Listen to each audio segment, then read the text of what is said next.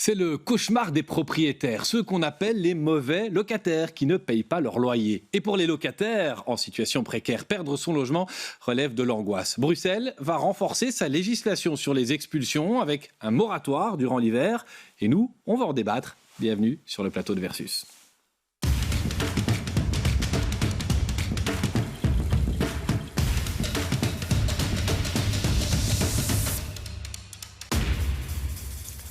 J'accueille cette semaine Nawal Benhamou, bonjour. Vous êtes la secrétaire d'État en charge du logement. C'est vous qui portez ce projet pour le gouvernement et vous allez évidemment le défendre face à l'opposition. Françoise De Smet, bonjour. Vous êtes la chef de groupe PTB. Et puis à côté de vous, à droite, Vincent De Wolf, bonjour. Vous êtes député pour le mouvement réformateur. Nawal Benhamou, on va prendre le temps. On a plus de 20 minutes pour détailler vraiment les volets, les chapitres, les mesures. Mais quoi, il y avait une urgence. Vous avez remarqué des abus spécifiquement en hiver dans les expulsions. C'est pour ça que vous ciblez cette saison particulièrement ? Il y avait une urgence. Il faut savoir que Bruxelles, c'est la 3e capitale européenne qui a le plus taux élevé d'expulsion. Et donc, il était important d'agir. Et important d'agir pour éviter des drames humains. Je pense qu'une expulsion, c'est un triple échec. Un échec pour le locataire, évidemment, qui se retrouve sans son logement. Pire encore quand il y a des enfants. Deuxième échec pour le propriétaire, parce que ça a un coût aussi de devoir expulser, etc., charge administrative aussi. Et ensuite pour le pouvoir public, qui doit trouver des solutions en urgence pour reloger la personne. Et donc pour nous, il était vraiment important, et pour moi vraiment fondamental, de travailler sur la prévention, de trouver des solutions en amont. Et ensuite de prévoir aussi des mécanismes par la suite. Je pense qu'on y reviendra tout à l'heure, où je peux déjà détailler peut-être les 4 exceptions, notamment, je voulais y venir, un comportement dit problématique du locataire. Qu'est-ce que vous entendez par un comportement problématique qui permettrait quand même je voulais quelque chose d'équilibré. L'exproprier, en tout cas de le mettre dehors en plein hiver. Donc on suspend les expulsions en hiver. Mais donc ça veut dire que l'expulsion pourra toujours se faire si, par exemple, le locataire endommage son bien. Une expulsion pourra toujours se faire. Si, par exemple, le propriétaire perd son autre logement, doit récupérer son logement parce que lui se retrouve sans logement. Donc, pourra bien sûr expulser. Mais donc, nous, dans mon texte, ce qu'on a prévu, c'est un meilleur accompagnement en amont, parce qu'il fallait sensibiliser aussi les CPAS pour qu'ils soient proactifs et trouver des solutions pour les locataires.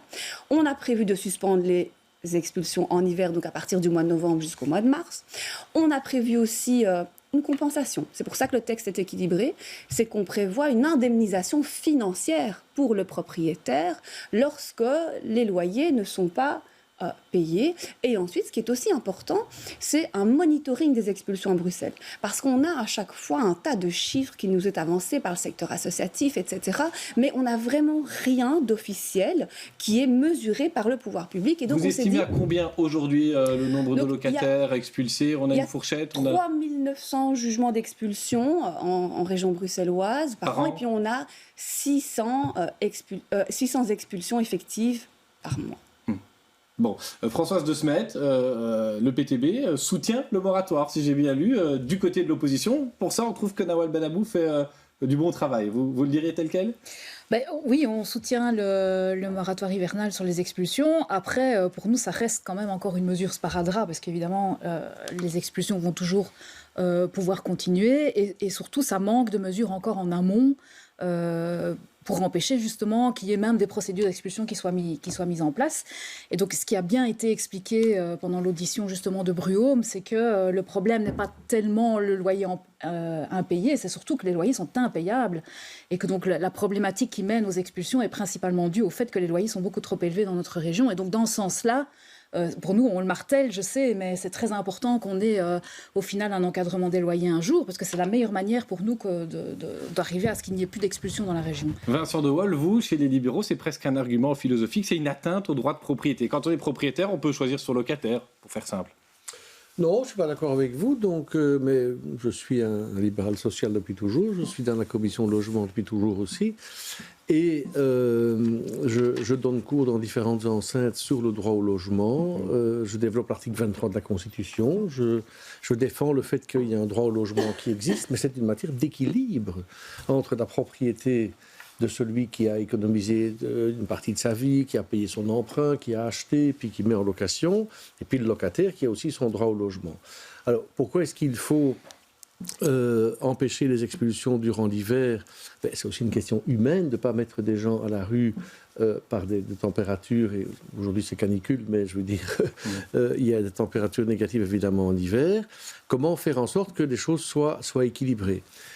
On aurait pu, dans certaines conditions, voter pour. On a déposé des amendements qui n'ont pas été acceptés. Donc qu'est-ce qui, pour vous, aurait pu faire que le projet est soutenable? Mais d'une part, je suis très mesuré dans un sens comme dans l'autre. Donc il me semble que lorsque on permet en quelque sorte à un locataire de ne plus payer sans être expulsé et durant 5 mois, ça fait quand même 5 mois sur 12. Après, il y a les 2 mois de vacances. C'est pratiquement plus que la moitié de l'année. Mais si le locataire ne paye rien pendant ce temps-là, qu'on ne peut pas l'expulser, il va se creuser lui-même un trou qui sera bien pire que peut-être une expulsion, parce que la dette va continuer, il n'arrivera plus jamais à la rembourser. Donc, moi, j'avais voulu avoir une guidance budgétaire durant cette période et préalablement. J'ai instauré ça dans ma commune, d'ailleurs. On n'expulse pas parce qu'on fait des guidances budgétaires. J'ai demandé quels étaient, je termine vite, les atouts qui étaient donnés pour les CPS ou les communes pour financer. On a eu une réponse un peu embarrassée, parce que ce n'était pas dans le texte, mais la majorité était au courant, donc j'ai fait demander en disant l'opposition est donc moins que la majorité. On le savait, mais quand on le vit, on n'est pas content. Et donc je ne suis pas sûr que les CPS aient les moyens suffisants pour faire une guidance budgétaire, par exemple. Et d'autre part, il faut aussi qu'il y ait quand même au niveau des locataires après une obligation de payer. Et là aussi, il y a une certaine opacité, on renvoie ça à l'administration. Je n'aime pas ça. Parlez-nous de ce fonds de compensation pour les propriétaires. C'est vrai que voilà, c'est un peu ce qu'on propose, notamment au syndicat des propriétaires, qui projette un recours, qui l'a dit par voie de presse. Vous dites que les propriétaires qui ont un locataire mauvais payeur, ils ne doivent pas s'en faire, ils seront remboursés à coup sûr, à 100%. Mais le message, c'est celui-là, c'est que la dette, peu importe le montant qu'il est, à la hauteur du montant, il doit être remboursé. On ne va pas dire aux locataires, en fait, ne payez pas votre loyer, de toute façon, la région sera derrière pour pouvoir rembourser la dette que vous avez. Non, le message est clair. Le locataire devra continuer à payer son loyer, même s'il est toujours dans le logement et que l'expulsion a été...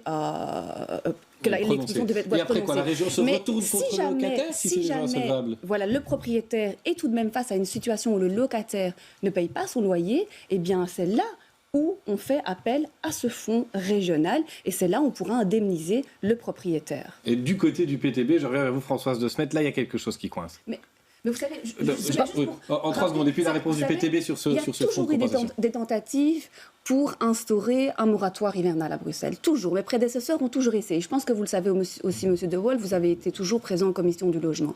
Et ce qui a toujours coincé, c'est le fait qu'il n'y avait pas de mécanisme pour pouvoir indemniser les propriétaires. Et c'est ce qui a fait finalement que les textes n'ont jamais pu aboutir. Et aujourd'hui, on est arrivé avec ce fonds-là. Il y a des budgets qui sont disponibles. Moi, je l'ai proposé plusieurs fois. J'ai déposé des textes et voilà. Et donc aujourd'hui, on a un accord, on peut avancer, on a feu vert sur tout le texte, les fonds sont disponibles. Donc, il faut, je pense, mettre fin à ces drames humains. 600 expulsions effectives par an, 50 par mois, c'est énorme. Je veux dire, Bruxelles, je le répète, c'est la 3e capitale européenne qui expulse le plus. Il est important de trouver des solutions en amont. Et vous parliez des CPS, et vous avez raison. C'est pourquoi on a aussi eu cette réflexion-là par rapport à eux. Et on sait très bien que c'est aussi une charge importante qu'on impose aux CPS. On a discuté avec eux. On a prévu aussi de les indemniser en justement envoyant une personne qui pourrait prendre en charge la gestion de ces dossiers-là. Donc, ce qu'on fait, c'est aussi de la bonne gestion publique.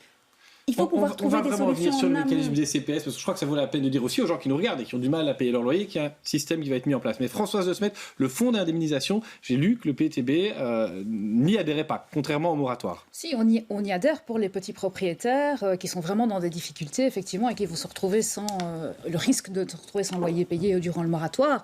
Ce qui nous embête un peu avec ce fonds, c'est qu'on ne fait pas de distinction entre ceux qui abusent avec les loyers qu'ils demandent et les autres qui ont vraiment la nécessité de s'en sortir à la fin du mois. C'est surtout ça qui nous dérange. Et je reviens vers vous, Nawal Benamou. Tous les propriétaires auront accès de même manière, peu importe le montant du loyer, à ce fonds de compensation si le locataire a accepté de signer son bail. On ne fait pas de distinction. Voilà. on ne fait pas de distinction entre petits propriétaires, gros propriétaires. L'indemnisation est prévue pour tous les propriétaires. Le mécanisme d'accompagnement par les CPS, ça va être quoi? Ça va être comment? C'est j'ai des problèmes pour payer mon loyer, j'ai droit à une aide du CPS, une aide financière, une aide pour faire mon budget. Normalement, si on a un travail, on ne s'adresse pas au CPS. On sait que beaucoup de gens, d'ailleurs, ont du mal psychologiquement à faire cette démarche. Mais donc, un propriétaire qui a un problème avec son locataire, parce qu'il y a des arriérés de loyer, etc., impayés. Donc, ce qu'on lui demande de faire maintenant avec notre texte, c'est d'abord d'envoyer une mise en demeure. Donc, il a un mois pour envoyer une mise en demeure au locataire. Si le locataire réagit, tant mieux, apure sa dette, etc., trouve une solution, tant mieux. S'il ne répond pas, ne réagit pas, ne trouve pas de solution, ensuite, ce que va faire le propriétaire, introduire une requête auprès du juge de paix pour demander l'expulsion de son locataire. D'accord ? Et c'est là, en fait, où le CPS aura la responsabilité, une fois que la requête est déposée, puisqu'on va lui envoyer toutes les informations, de contacter le locataire. Il aura 40 jours pour contacter le locataire. Et avant, c'était 8 jours, donc nous, on l'amène à 40 jours pour trouver une solution, proposer un accompagnement social, proposer plusieurs pistes de solutions, voire même peut-être contacter le propriétaire pour voir s'il n'y a pas une possibilité de médiation et de trouver une solution ensemble. Et la solution, c'est quoi? C'est de baisser le loyer ou d'apurer la dette, ou en attendant peut-être de trouver un logement, etc. Donc vraiment essayer en amont de trouver une solution pour éviter que l'expulsion se fasse. Françoise de Smet, c'est la bonne piste. Vincent de Wolf aussi. Françoise de Smet, opine du bonnet. Vincent de Wolf, vous trouvez que c'est le bon plan de CPS? Oui, effectivement, c'est une partie de la solution, mais on est déjà trop tard, j'ai envie de dire, parce que la procédure d'expulsion est en cours, et surtout on a aussi des inquiétudes par rapport aux moyens qui vont être donnés au CPS. Donc le 30 mai dernier, les travailleurs des CPS manifestaient encore parce qu'ils n'en peuvent plus. Donc on a appris, c'était pas dans le texte non plus, qu'il y allait avoir 18 personnes en plus qui allaient être engagées, mais on a vraiment des inquiétudes qu'ils ne vont pas arriver à suivre, et donc au final, que les expulsions vont quand même avoir lieu. Les 18 personnes, ça vous l'avez dit par votre presse, moi j'ai lu, Nawal Benamou, un mot là-dessus, quoi, du personnel. On a prévu un soutien financier au CPS, ils pourront engager une personne pour pouvoir justement accompagner toutes ces personnes qui ont un ordre d'expulsion. Et ça, Vincent de Wolf, on le dit, vous êtes aussi bourgmestre d'une commune bruxelloise, c'est le bon plan, vous voyez vos habitants qui ont des difficultés à payer leur loyer, qui sont des administrés, comme les autres d'ailleurs, s'adresser au CPS et dire, tiens, moi j'ai un problème, mon loyer est trop élevé ou mes des revenus trop bas et je fais plus face. Nous, on n'a pas attendu la région pour anticiper ça. Oui, mais est-ce que c'est une bonne solution ou pas, le CPS? Je vais vous répondre. Oui. C'est dommage de devoir en arriver là, parce que ça veut dire que l'expulsion est en cours, que la procédure est lancée et que le drame est existant. Alors on essaye de compenser le drame et on va en reparler. Nous, qu'est-ce qu'on a fait, en tout cas pour les logements publics, les logements sociaux, les logements à finalité sociale, la régie foncière? On a fait des conventions à l'initiative du responsable du logement dans le collège. Et c'est votre serviteur. On a fait des conventions entre les pouvoirs publics avec le CPS en disant, quand vous constatez que quelqu'un ne paye pas son loyer depuis 2 mois, une lampe s'allume, et on envoie un ou une assistante sociale chez la personne. Et on fait une guidance budgétaire. Et on regarde pourquoi ça ne va pas.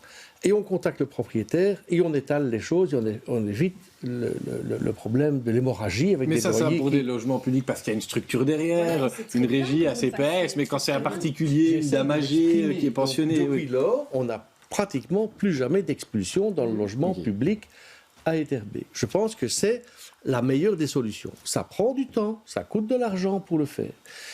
Avec 18 équivalents temps plein, je déplore que ça n'avait pas été mis dans le texte ouvertement et ça a été annoncé à la majorité en catimini, c'est pas bien, je le dis, je le pense et je l'ai dénoncé. Mais en tout cas, avec 18 équivalents temps plein pour 19 CPS et les communes n'ont pas la même taille du tout, ce sera évidemment pas suffisant. Et il faut aussi se rendre compte, sur le plan purement social et humain, qu'à partir du moment où, pendant pratiquement 6 mois, 5 à 6 mois, vous empêchez tout fonctionnement de gestion de la difficulté. Vous reportez alors sur 7 mois, dont 2 mois de congés, les assistants sociaux ils prennent aussi des congés, ils vont être à la fois sous-staffés durant la période et complètement submergés lorsqu'on sera au-delà de l'élément hivernal. Et donc, il y a pour nous, là-dedans, on a voté pour, par exemple, dans le texte, le fait qu'on passe à 40 jours, parce que ça nous paraissait humain. On a dit un moratoire hivernal tel qu'il est prévu, non, mais ce n'est pas un non par principe. Le fond, je l'ai proposé moi-même dans différents textes dans le passé, donc on est pour le fond, pour l'indemnisation des propriétaires. Il manquerait plus que ça qu'on ne différencie pas les catégories de propriétaires.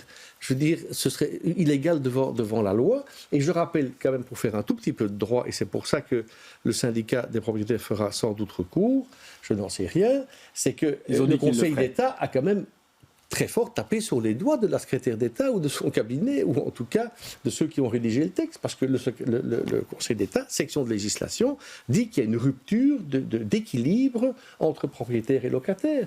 Parce que je voudrais une réponse là-dessus, Nawal Benamou. Est-ce qu'il y a une rupture d'équilibre? Est-ce que vous avez pris le parti des locataires mauvais payeurs? C'est un texte équilibré. Comme je le disais, les expulsions pourront tout de même se faire. Je l'ai détaillé. Si le locataire endommage son bien, si le propriétaire veut récupérer son bien, parce que il y a ces possibilités qui existent, et puis la compensation financière qui est là, bien présente. Donc c'est un texte qui est équilibré aussi. Et je voudrais quand même revenir, parce que je trouve ça intéressant quand vous évoquiez tout l'accompagnement social que vous avez prévu dans votre commune, et c'est très bien. Donc en fait, ce qu'on fait finalement se calque un peu sur le travail que vous avez mis en œuvre au niveau de votre commune. Et donc nous faisons la même chose, puisque nous prenons la problématique en amont. On prévoit de la sensibilisation, on évite au maximum, une fois que la requête est déposée, etc., que le CPS est mis au courant, il prendra contact avec le locataire pour éviter l'expulsion. Si on peut apurer la dette, on peut prévoir un remboursement, etc. Donc tout est fait en amont, comme vous le faites, pour qu'on évite l'expulsion. Après, vous êtes content, Nawal Benamou dit qu'elle s'inspire presque de ce que vous faites avec Herbé. Oui, alors ça, sans vouloir faire de mon nez, c'est pas nouveau, parce que je suis là depuis un certain temps, j'essaie d'avoir des idées, et souvent d'ailleurs on est d'accord à certains éléments. Mais, allez, le Conseil d'État, c'est neutre, hein, je veux dire, ils ne font pas de politique. Donc, le Conseil d'État dit ingérence inacceptable dans le droit de propriété parce que pas proportionné. Vous ne savez pas le contester, c'est dans le texte du Conseil d'État. C'est un avis, hein, il n'est pas c'est très bien pour le coup.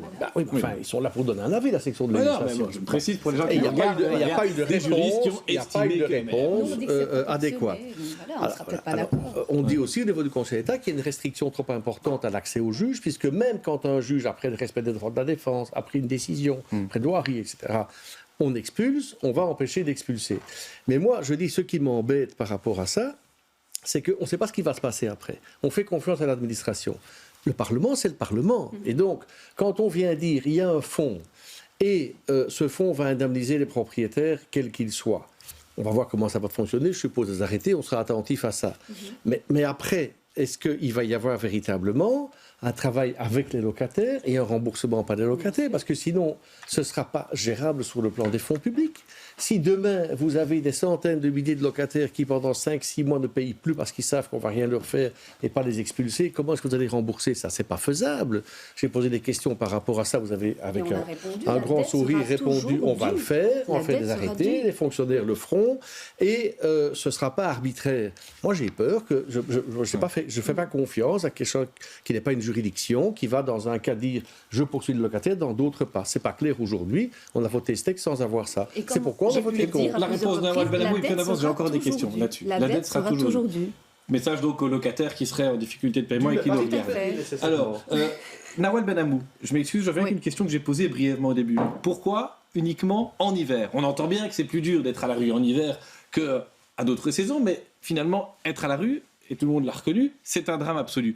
Pourquoi pas interdire les expulsions puisqu'on met en place un système? Est-ce que ça vous a traversé l'esprit? Là, ce serait, comme me disait M. Deloff, atteinte totale au droit de propriété. Et puis, ça aurait aussi un coût vraiment énorme, qu'on se le dise, pour pouvoir payer peut-être tous les arriérés de loyer, etc. Donc, c'était pas envisageable, mais avoir une trêve hivernale était important de l'avoir à Bruxelles. Je posais la question parce qu'elle revient notamment dans les positions du secteur associatif qu'on reçoit aussi souvent dans Versus.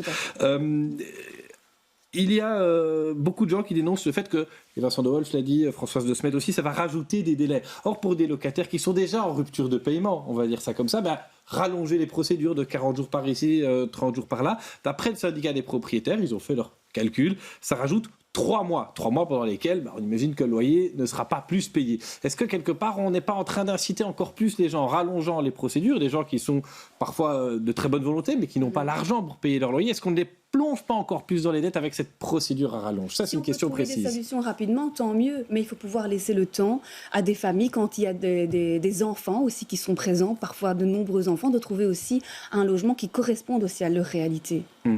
Françoise De Smet, qui est un tout petit peu en retard de temps de parole. Vous avez les mêmes doutes que Vincent De Wolf sur l'efficacité du service public, de l'administration, pour ce qui est de vraiment, à un moment donné, rembourser les propriétaires. On est prêt au PTB à, je vous taquine un peu, mais à défendre les pauvres propriétaires victimes de locataires mauvais payeurs? C'est pas une question d'efficacité, donc c'est vraiment une question de moyens qui est accordée aux différents CPAS, et certainement en termes de moyens humains, parce que c'est surtout là qu'ils souffrent. On va dire, ils ne sont pas assez pour assumer toute leur mission à l'heure actuelle avec toutes les crises successives qu'il y a eu. Donc c'est surtout à ce niveau-là qu'on a des inquiétudes et qu'on demande qu'il y ait plus de moyens qui soient débloqués. Et après, je le répète, c'est surtout en amont qu'on doit encore retrouver beaucoup de solutions sur la question du marché du logement, parce que sinon, on va continuer effectivement à être confronté aux mêmes situations. Il nous reste 4 minutes et on approche du moment parfois le plus difficile pour les politiques dans ce débat, c'est l'argument recevable, mais vous êtes prévenus, vous en aurez un. J'ai quand même encore une question pour vous, elle m'est venue via les réseaux sociaux parce qu'on a annoncé ce débat, Nawal Benhamou, et il y a des propriétaires qui nous regardent, ils sont revenus sur l'interdiction d'indexer les loyers.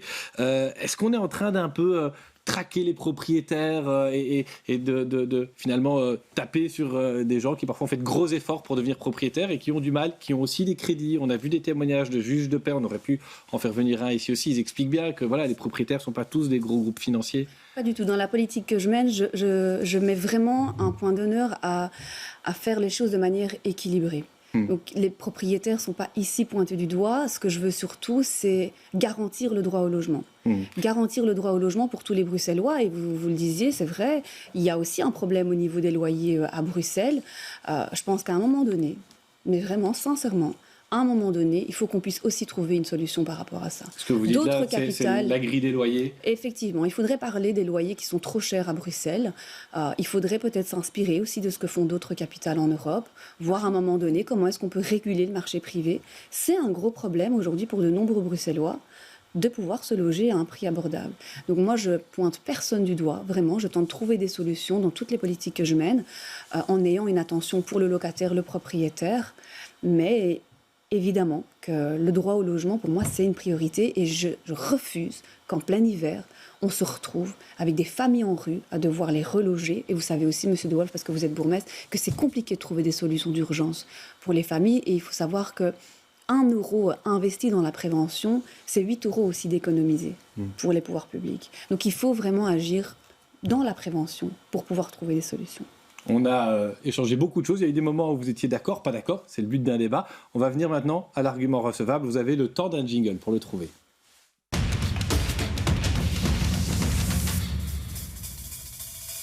Vincent De Wolf, est-ce que vous avez entendu un argument recevable chez Nawal Benhamou? Je voudrais en tout cas répondre sur le fait que comme bourgmestre, j'ai jamais mis personne à la rue. Jamais. J'ai toujours trouvé des solutions de relogement, fût-ce provisoires. Ce qui est recevable, c'est de tenter de trouver une solution dans l'équilibre entre propriétaires et locataires. Et ce qui est recevable, c'est de dire que quand on met quelqu'un à la rue, c'est toujours un drame. Parce que je ne connais pas grand monde qui ne paye pas par volonté de ne pas payer. C'est que la personne ne va pas bien. Ce qui m'embête ici, c'est qu'il faut d'urgence, avant que ça se passe, faire de la guidance budgétaire. Les gens sont perdus, les gens savent plus ce qu'ils doivent faire et je crains que votre texte fasse perdre tant aux locataires qu'aux propriétaires parce que le trou que le locataire devant lequel il est va se creuser, ça va être la misère et en plus, je ne suis pas certain que votre fonds pourra assumer ce qu'il faut pour rembourser les propriétaires qui n'auront plus leur loyer. Françoise De Smet, vous avez entendu, vous, un argument recevable chez la secrétaire d'État? Je ne peux qu'être d'accord avec la dernière intervention qui est qu'on va devoir agir sur la question des loyers dans notre région. Donc c'est la raison principale pour laquelle il y a autant d'expulsions dans notre région. Donc vous l'avez dit aussi, on fait partie des pays, troisième pays en Europe qui expulse le plus. On doit trouver des solutions par rapport à ça, sinon ça va continuer. Et effectivement, l'hiver, c'est intolérable qu'on ait des familles avec des enfants qui se retrouvent à la rue. Il n'y a pas moyen de trouver facilement un autre logement, ni des places d'accueil, etc. Donc on ne peut pas se permettre dans un pays aussi riche que le nôtre d'avoir des gens qui se retrouvent à la rue en hiver. C'est cette ordonnance qui, on va dire, encadre, limite les expulsions, vous l'avez votée en commission, elle sera votée aussi en plénière par tout le groupe PTB, sans hésitation, sans regret. Hésitation. Ok. Nawal Benhamou, vous avez entendu un argument recevable du côté de l'opposition? Mais j'en ai entendu un, Monsieur De Wolf, sur la prévention notamment, qu'il mène dans sa commune. Pour moi, c'est vraiment un argument recevable, puisque c'est ce que nous faisons notamment avec ce projet de texte. Et Madame De Smet, sur la régulation du marché privé, totalement en accord. Bon, écoutez, on vous retrouvera sans doute pour d'autres débats logements. On avait promis qu'on aurait des gens qui connaissent le dossier. On l'a vu. Merci beaucoup d'être venu sur le plateau de Versus. On se retrouve la semaine prochaine. Ce sera un autre thème, d'autres invités. Et de nouveau, beaucoup de questions. Merci et à bientôt.